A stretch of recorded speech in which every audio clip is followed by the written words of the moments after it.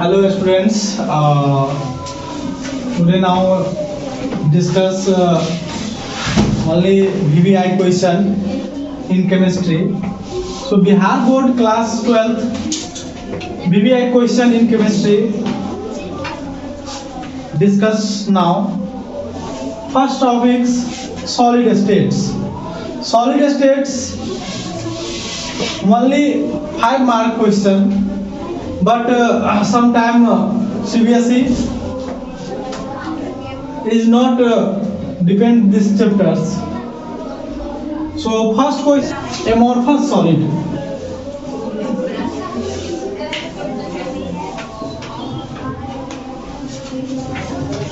Solid amorphous solid की properties और amorphous solid के बारे में हर साल 1 नंबर का क्वेश्चन आता है बिहार बोर्ड में। एमोर्फस सॉलिड को ही झूठा ठोस कहा जाता है। इसको हिंदी में हम अक्रिस्टलीय ठोस कहते हैं, या इसी का दूसरा नाम होता है झूठा ठोस, सुपर कोल्ड लिक्विड। इसके एग्जांपल्स हैं क्वार्ट्ज ग्लास और सारे एग्जांपल्स हैं जो इसमें पूछे जाते हैं। दूसरा टॉपिक है हमारा मोस्ट इंपोर्टेंट में क्रिस्टलाइन सॉलिड और क्रिस्टलीय ठोस के बाद है क्रिस्टलीय ठोस।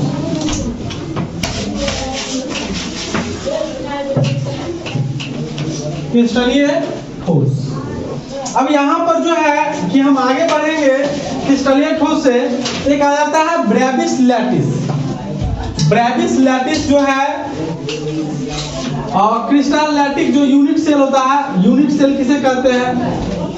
यूनिट सेल एकक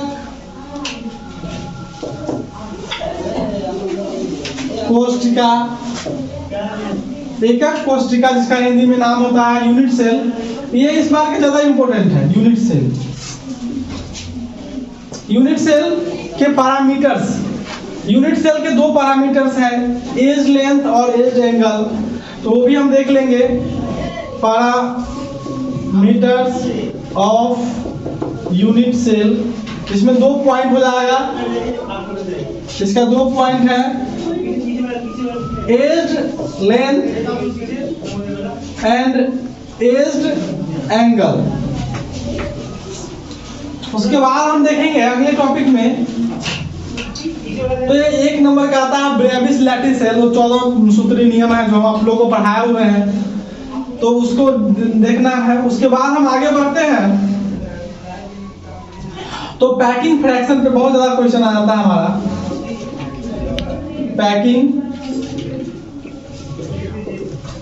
फ्रैक्शन, इसमें से डायरेक्ट 5-5 मार्क्स में क्वेश्चन आ जाता है, 5 मार्क्स में भी क्वेश्चन इसका आ जाता है। तो पैकिंग फ्रैक्शन में हम परसेंटेज ज्ञात करते हैं। क्या ज्ञात करते हैं? परसेंटेज ज्ञात करते हैं। तो बीसीसी है इसमें, बीसीसी, एफसीसी और सिंपल। सिंपल पढ़ ले लेते हैं हम, SCC, simple cubic unit cell, BCC and FCC. इसमें संबंध, एक दूसरे के संबंध को पूछा जाएगा जो कितना परसेंटेज है। अब हम अगले क्वेश्चन देखते हैं तो पैरामैग्नेटिक और डायामैग्नेटिक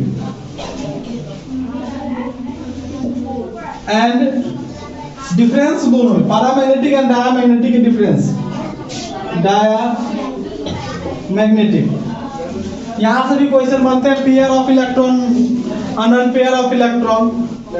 फिर यदि हम आगे बढ़ते हैं कि नंबर ऑफ जेड के लिए, जेड बराबर कितना होता है, टोटल नंबर जो होते हैं जेड का कितना होता है उसके लिए, तो उसमें भी हम देखते हैं कि SSC simple, simple cubic unit cell है हमारा। उसके बाद उसमें जो हम देखते हैं जेड का वैल्यू, तो जेड का वैल्यू हमारा टोटल नंबर ऑफ पार्टिकल्स जो होते हैं 8 होते हैं और 1 पे आता है, एक ही उसका आएगा।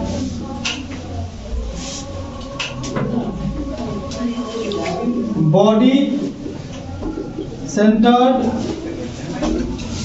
क्यूबिक यूनिट सेल होता है। इसमें z बराबर 2 होता है। Face centre cubic unit cell होते हैं, उसमें z बराबर 4 होते हैं। तो z का वैल्यू एक नंबर के लिए बनता है कि किस पर कितना परसेंटेज में वैल्यू रहेगा उसके लिए। और इस चैप्टर के में एक और क्वेश्चन हमें बार बार देख रहे हैं कि पूछे जा रहे हैं डिफेक्ट से, जो मोस्ट इंपोर्टेंट है इस चैप्टर का। इधर का जो मोस्ट इंपोर्टेंट है उसको हम डिफेक्ट मान के चलते हैं। किसको मान के चलते हैं? डिफेक्ट। इससे तो हमारा एक क्वेश्चन बनता है, और वो क्वेश्चन ज्यादा से हमें उम्मीद है इस बार 5 नंबर में आ सकता है। आपको कितने नंबर में आ सकता है? डिफेक्ट। तो डिफेक्ट में हमारे 2 डिफेक्ट है, पॉइंट डिफेक्ट है और लाइन डिफेक्ट है। पॉइंट डिफेक्ट, इसमें जो हमारा मेन वीवीआई क्वेश्चन है उस पर ही हम डिस्कस कर लेते हैं। हमारा शॉर्टकी डिफेक्ट,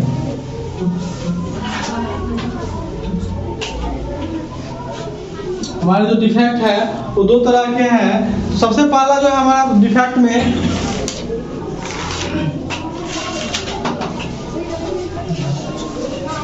फर्स्ट में है शॉर्टकी डिफेक्ट और फ्रैंकेल डिफेक्ट। इन दोनों के डिफरेंस पूछे जाएंगे। क्या पूछे जाएंगे? इन दोनों के अंतर पूछे जाएंगे, जो 5 नंबर से हैं। वो क्वेश्चन आपको मोस्ट वीवीआई कर लीजिए। इस क्वेश्चन को आप मोस्ट वीवीआई कर लीजिएगा। मोस्ट वीवीआई आपका इस बार आना है। ये क्वेश्चन आता ही आता है, हर एक बार आया है, 1 साल गैप करके। इस बार हमें लग रहा है 2022 में आपका सॉलिड स्टेट से ये क्वेश्चन बन जाएगा। अब हम थोड़ा बात करेंगे पीएन जंक्शन पर। किस पर बात करेंगे? पीएन जंक्शन पर। पी टाइप एन टाइप जो हमारा सेमीकंडक्टर होते हैं उस पर हम बात करेंगे। तो पीएन जंक्शन भी अच्छा क्वेश्चन है, बट ये फिजिक्स से है। फिजिक्स में भी आप लोग पढ़ते हैं, तो वहां से हमें नहीं लगा कि इसमें पूछेगा। अब ये जो है कि सेमीकंडक्टर जो होता है उसमें 3 चीज होते हैं, कंडक्शन बैंड, वाइलेंस बैंड। वाइलेंस बैंड और कंडक्शन बैंड के बीच में एक प्रोसेस है डूपिंग। प्रोसेस का नाम क्या होता है? डूपिंग। मतलब वाइलेंस बैंड और कंडक्शन बैंड, मान लीजिए कि इस तरह का है। ऊपर वाला हमारा वाइलेंस बैंड है और नीचे वाला हमारा मान लीजिए कंडक्शन बैंड है। इन दोनों के बीच में जो प्रोसेस हुआ, इसमें से इलेक्ट्रॉन इसमें गया, उस प्रोसेस का नाम होता है डूपिंग। क्या नाम होता है उस प्रोसेस का? डूपिंग। और जब इसमें से पेंटावैलेंस इसको इलेक्ट्रॉन देता है अपना, जब टेट्रावैलेंस इसको इलेक्ट्रॉन देता है, तो उसमें पी टाइप और एन टाइप हम पढ़ते हैं। तो हम यहाँ से अब देख लिए हैं जनरली आज की क्लास में कि सॉलिड स्टेट में कौन कौन से टॉपिक्स हैं, जिसको हम अच्छे से यदि तैयार कर लेते हैं। हमारा एक हो गया शॉर्टकी डिफेक्ट, एक पैकिंग फ्रैक्शन से, और एक यूनिट सेल से, और एक पैरामैग्नेटिक और डायमैग्नेटिक से क्वेश्चन उठाए जाते हैं। ज्यादातर हम बात करें ऑब्जेक्टिव के लिए, तो ऑब्जेक्टिव में हमारा आ जाएगा एमोर्फस सॉलिड के एग्जाम्पल। एमोर्फस सॉलिड के एग्जाम्पल भी हम देख सकते हैं। उसके बाद क्रिस्टलाइन सॉलिड के टाइप्स हैं, यूनिट सेल है, पैरामीटर्स हैं। पैकिंग फ्रैक्शन में हमारे कितना परसेंटेज होता है, उसी में बनता है वॉइड। क्या बनता है? वॉइड। तो मान लीजिए जितना परसेंट आता है उस परसेंटेज को घटा लेते हैं तो हमारा वॉइड ज्ञात हो जाता है। पैरामैग्नेटिक और डायमैग्नेटिक है, इसमें हमारा और है paramagnetic, diamagnetic, ferromagnetic, anti ferromagnetic. लेकिन मोस्ट में हम वीवीआई में 2 ही को लेके चल रहे हैं, पैरामैग्नेटिक और डायमैग्नेटिक को। उसके बाद टोटल नंबर काउंट को हम देखते हैं, तो सिंपल क्यूबिक यूनिट सेल और body centre cubic unit cell और फेस सेंटर को। तो सिंपल में हमारा जेड का वैल्यू 1 होता है। इसके लिए हम देख लेते हैं कैसे 1 होता है। तो मान लीजिए कि एक बॉक्स तो बनाना आना ही है आप लोगों को। इस तरह के बॉक्स आपको सॉलिड स्टेट यदि पढ़े हैं इस तरह से बनाने आना होगा आपको। अब इसमें हमारे कितने कॉर्नर है, तो टोटल नंबर ऑफ कॉर्नर 8 होते हैं। टोटल नंबर ऑफ कॉर्नर हमारे 8 हो जाएंगे। और जब ये एक प्रकार का सिंपल या परमिटिव है, ये क्या है? परमिटिव का एग्जांपल हम ले लिए। तो हमें जब सिंपल में ज्ञात करना होगा, तो सिंपल में जब हमें ज्ञात करना होगा तो टोटल 1/8 गुने 8 को ले लेंगे, तो 1/1 से कट जाएगा, तो टोटल जेड हमारा क्या हो जाएगा? 1 हो जाएगा। जब बॉडी में लेना होगा तो बॉडी पर हमारा 1 वैल्यू होता है। टोटल कॉर्नर पर होता ही है, लेकिन बॉडी में भी 1 होता है, तो इसमें 1 जुट जाता है, टोटल कितना जाता है? 2 हो जाता है। क्या 2 हो जाता है? जेड बराबर 2 हो जाता है। ये बॉडी सेंटर का बता दिया हम। देखिए इसमें हम पहले सिंपल का बताया था, उसके बाद बॉडी का बताया। फिर से रिपीट कर दे, किसी को डाउट? यहाँ पर किसी को समझने में डाउट? जेड ज्ञात करने आना चाहिए। जेड ज्ञात करने नहीं आएगा तो आपको पैकिंग फ्रैक्शन बनाने में दिक्कत हो जाएगी, क्योंकि फार्मूला उसका हम बताए हुए हैं। जेड गुने एम बटे बताया हुआ, इसको डेंसिटी से अलग फार्मूला बताया हुआ है। यहाँ पर फिर से हम एक बार देख लेते हैं। टोटल नंबर ऑफ काउंट हमारा कितना है? यह हमारा एक प्रकार का परमिटिव है।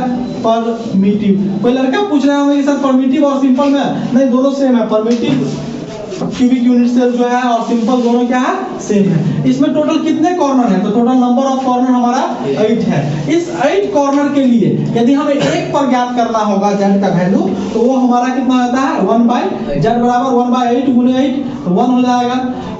ये हो गया हमारा सिंपल के लिए। बॉडी सेंटर के लिए देखेंगे तो यहाँ पर एक बिंदु हम देते हैं। क्या देते हैं? एक बिंदु देते हैं, क्योंकि टोटल नंबर बॉडी सेंटर का एग्जांपल से हम देखेंगे तो बॉडी सेंटर वो होते हैं जिसमें हमारा टोटल 8 कॉर्नर होते हैं और बीच में 1 होते हैं। तो 1/8 गुने 1 में 1 जोड़ के तो 2 परत हो जाता है हमारे यहाँ। अब फेस का देखते हैं। 6 फेसेस होते हैं। कितने फेस होते हैं? एक क्यूब के 6 फेस होते हैं। तो 1/जेड बराबर फेस के लिए 1/8 गुने 8 प्लस 1/6 गुने 2, सॉरी 1/2 गुने 6। यहाँ पर 3 हो जाएगा और इधर से 1 जेड बराबर 4 हो जाएगा। अब हम थोड़ा सा बात करेंगे कोऑर्डिनेशन नंबर के बारे में। किसके बारे में बात करेंगे? Coordination number. वो हमारे ऑब्जेक्टिव के लिए है। कोऑर्डिनेशन नंबर हमारे ऑब्जेक्टिव के लिए है। कोऑर्डिनेशन नंबर किस तरह का होगा उस पर हम थोड़ा बात करेंगे ऑब्जेक्टिव के व्यू से।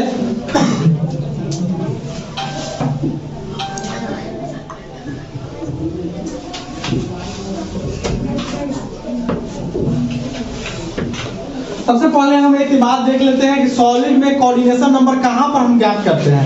तो कोऑर्डिनेशन नंबर जो है हमारा दो चीज है, लाइन। सबसे पहला लाइन पर आएगा, नहीं मतलब 1 डायमेंशनल और 2 डायमेंशनल में जाके हम चेक करते हैं। कोऑर्डिनेशन नंबर क्या होता है? पड़ोसी, आपस के जो पड़ोसी होते हैं उसको देखेंगे। तो हम लाइन वाले को देखेंगे। इस तरह से हमारा बनेगा। ये 1 डायमेंशनल होगा। तो ये लीनियर के लिए, किसके लिए? लीनियर के लिए हमारे कोऑर्डिनेशन नंबर जो आते हैं 2। कितना आता है कोऑर्डिनेशन नंबर? 2। क्या है आप लोगों को आता है कि नहीं आता है कोऑर्डिनेशन नंबर? सभी लोगों को आ रहा है कोऑर्डिनेशन नंबर। उसके बाद हम देख लेते हैं हमारा जो अगला टॉपिक्स है उसके हिसाब से 1 डायमेंशनल और 2 डायमेंशनल, तो सॉरी 2 डायमेंशनल और 3 डायमेंशनल। तो ये 2 डायमेंशनल की बात है। किसका बात था? 2 डायमेंशनल की बात। हम 3 डायमेंशनल में देखते हैं तो 2 तरह के बनते हैं। एक बनते हैं हेक्सागोनल, सॉरी स्क्वायर और हेक्सागोनल। ये स्क्वायर को और हेक्सागोनल को आप नाम से स्पष्ट कर सकते हैं। स्क्वायर में जो हम लोग देखते हैं, स्क्वायर में जो हमारा होता है, तो स्क्वायर का जो रूप लेंगे तो इस तरह से हमारे नंबर ऑफ कॉन्स्टिट्यूएंट पार्टिकल्स हैं और इस नंबर ऑफ कॉन्स्टिट्यूएंट पार्टिकल्स में हम सारे को देखेंगे तो इस तरह से 4 नंबर। टोटल कितने पार्ट्स हैं यहाँ पे? 4। इससे कोऑर्डिनेशन नंबर हो जाएगा कोऑर्डिनेशन नंबर 4। एक नंबर का बात है बाबू, एक नंबर क्वेश्चन जो होता है 2 धारी तलवार है। बन गया तो सही है, नहीं तो गया। और एक एक चैप्टर को हम करवा के देंगे आपको। इस तरह से हम एक एक चैप्टर को करवा के देंगे और इस तरह से आपको अच्छा नंबर केमिस्ट्री में आपको आराम से ला सकते हैं आपसे। अगला है हेक्सागोनल। इसमें जो लड्डू उड्डू पैक करते हैं उस हिसाब से एक हटा के बीच में घटा दीजिए, फिर एक बढ़ा दीजिए, फिर एक घटा दीजिए। इस तरह से इसका आकार रहता है। इसका कोऑर्डिनेशन नंबर हो जाता है 6। अब टीडी वॉइड अलग बनता है इसमें और अगला स्टेप भी आता है। तो इस तरह से आप ऑब्जेक्टिव के लिए इतना तैयार कर ले, काफी डन। ओके।